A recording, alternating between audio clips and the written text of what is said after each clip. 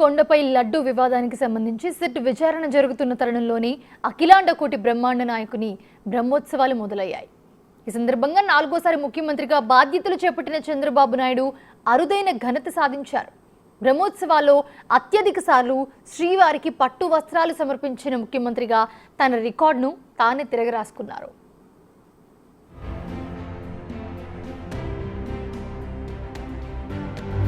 AP రాజకీయాల్లో Telugu Desam party అధినేత చంద్రబాబు నాయుడు ఒక బ్రాండ్. దాదాపు 50 ఏళ్ల రాజకీయ అనుభవం ఉన్న ఆయన 29 ఏళ్ల క్రితం 1995 సెప్టెంబర్ 1న తొలిసారి ఉమ్మడి రాష్ట్ర ముఖ్యమంత్రిగా ప్రమాణ స్వీకారం చేశారు. ఆ తర్వాత 3 పర్యాయాలు ముఖ్యమంత్రి బాధ్యతలు చేపట్టిన బాబు ప్రస్తుతం ఆంధ్రప్రదేశ్కు 2వ దఫా ముఖ్యమంత్రిగా కొనసాగుతున్నారు. దేశంలో మరే రాజకీయ నాయకుడు ఎదుర్కోని అనుభవాలు ఆయన ఎదుర్కొన్నారు. వైవిధ్యభరిత అవకాశాలు, సవాళ్లు ఎదుర్కొన్న ఆయన దాదాపు 15 ఏళ్లు విపక్ష నేతగా, సుమారు అంతేకాలం ముఖ్యమంత్రిగా బాధ్యతలు నిర్వర్తించారు.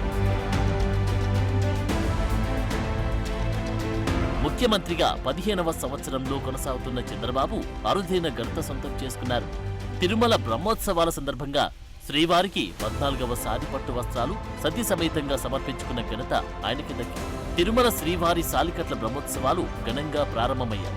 బ్రహ్మోత్సవాల్లో తొలి రోజైన శుక్రవారం సీఎం చంద్రబాబు నాయుడు సతీ సమేతంగా రాష్ట్ర ప్రభుత్వం తరపున శ్రీవారికి పట్టు వస్త్రాలు సమర్పించారు. ముందుగా వేడి ఆంజనేయ స్వామి ఆలయం వద్దకు చేరుకున్న చంద్రబాబు అక్కడ ఆంజనేయ స్వామిని దర్శించుకున్నారు. అక్కడే ఆలయ అర్చకులు చంద్రబాబుకు వరిమట్టం కట్టారు. నుదుటిపై తిరునామం దిద్దారు. అనంతరం అక్కడి నుంచి మంగళ వాయిద్యాల నడుమ ఊరేగింపుగా శ్రీవారి ఆలయానికి వచ్చారు.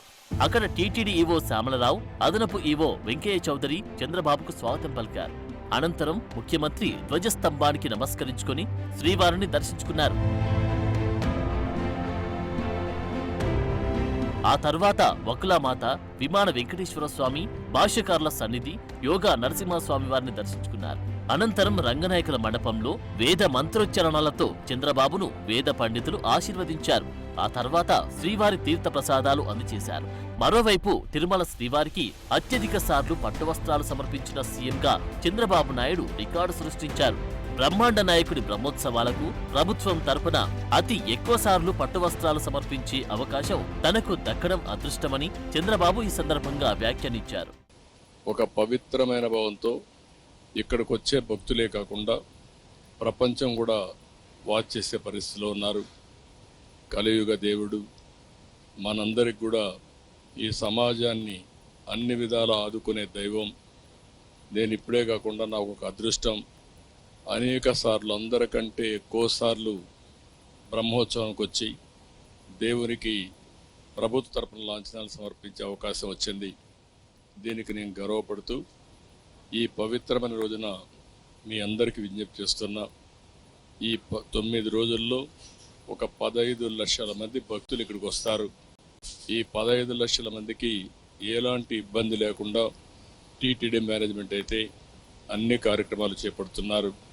ఇక్కడ వసతి కానీ, పరిశుభ్రత కానీ, వచ్చిన వాళ్ళని అన్ని విధాల జాగ్రత్తగా చూసుకునే విధంగా అన్ని కార్యక్రమాలు సుజావుగా జరుగుతాయి.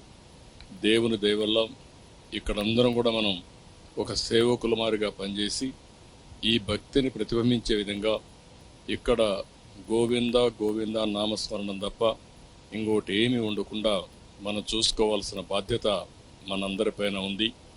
అలాంటి పవిత్రమైన కార్యక్రమంలో ఎవరైతే మనం భాగస్వాములు అవుతామో అది చరిత్రలో మనం మిగిలిపోయే పరిస్థితి వస్తుంది. దేవుడు ఆశీస్సులు మెండుగా ఉంటాయి. సీఎంగా చంద్రబాబు ఒకే ఒక సంవత్సరం శ్రీవారి బ్రహ్మోత్సవాల్లో పట్టు వస్త్రాలు సమర్పించుకోలేకపోయారు. 2003వ సంవత్సరం అక్టోబర్ 1న ఆయన పట్టు వస్త్రాలు సమర్పించడానికి వెళ్తుండగా అలిపిరి వద్ద క్లైమేర్మెంట్స్ పేలి గాయపడడంతో అప్పుడు ఇవ్వలేకపోయారు. ఇక ఇప్పుడు మరో 4 ఏళ్లు ఆయనకు ఆ అదృష్టం దక్కనుంది.